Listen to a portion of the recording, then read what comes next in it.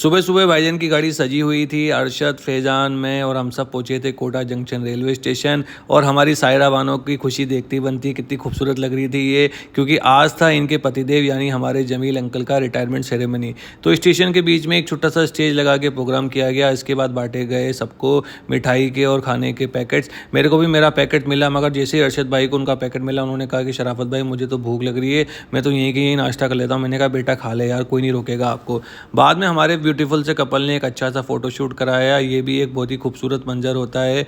इसके बाद ढोल नगाड़ों के साथ नाचते हुए हम लोग निकल पड़े थे अपने घर की ओर, बिकॉज आज ही लंच का प्रोग्राम भी था। घर आने के बाद मैंने बच्चों को रेडी कराया और हमारी तीनों बेटियां बहुत ही ज़्यादा खूबसूरत लग रही थी। इन तीनों को लेके मैं पहुंचा था मैरिज गार्डन, जहां लंच का प्रोग्राम था। यहाँ पहुंचते ही सबसे पहले हम लोगों ने सबको बधाई दी। बधाई देने के बाद अरशद भाई ने उठाई प्लेट।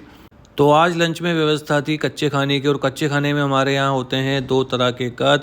कद के साथ थी आज बढ़िया सी मसाले वाली दाल, दाल के साथ थी गट्टे की सब्जी, गट्टे के सब्जी के पास पुलाव, पुलाव के बाद मसाला बाटी, मसाला बाटी के बाद भापले, उसके बाद लहसुन की चटनी और हरी चटनी। और यहाँ हम हमारा खाना खा रहे थे, वहाँ याना मैडम अपनी पोएम का रिहर्सल कर रही थी। बाद में खाना खाने के बाद मैंने एक अच्छे राजस्थानी आदमी की तरह से 2-3 नींबू निचोड़े, थोड़ा सा नमक डाला ग्लास में, बिकॉज कच्चा खाना थोड़ा हैवी होता है। तो मैंने कहा यार शराफत भैया कुछ खा लो, अच्छा सा पी लो, ताकि आपका खाना हजम हो जाए। सारा प्रोग्राम फिनिश करने के बाद शाम को 5:20 पे मैं फिर आया था कोटा जंक्शन रेलवे स्टेशन, क्योंकि हमारे फेमी मियाँ की बारात जानी थी बीकानेर। तो फेमी मियाँ दूल्हे राजा बने हुए थे टीटी। इन्होंने मुझे मेरा टिकट कंफर्म किया। कंफर्म करने के बाद मैं एक अच्छे बाराती की तरह से और एक अच्छे यात्री की तरह से चुपचाप जाके बैठ गया। बाद में आए हमारे लिए खाने के पैकेट्स। खाने के पैकेट में था आलू की सब्जी, मिठाई और पूड़ी, जो कि मुझे बहुत ज़्यादा पसंद है। खाना खाने के बाद मैं लेट गया, बच्चों के साथ मस्ती करी, फिर हम सो गए।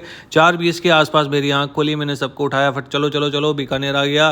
बीकानेर उतरने के बाद हम लोगों ने सबको इकट्ठा किया, सबको गिना के कोई कम तो नहीं हो गया बाराती। इसके बाद हम लोग निकल पड़े बाहर की ओर, क्योंकि बाहर जाते ही हम लोगों के लिए एक और व्यवस्था थी। जैसे ही हम लोग स्टेशन के बाहर जाके पहुंचे, वहाँ बस हमारा वेट कर रही थी। बस को देखते ही हम लोग बस में सामान रखा और हम लोग बैठ गए बस में, बिकॉज हमें निकलना था हमारे होटल के लिए।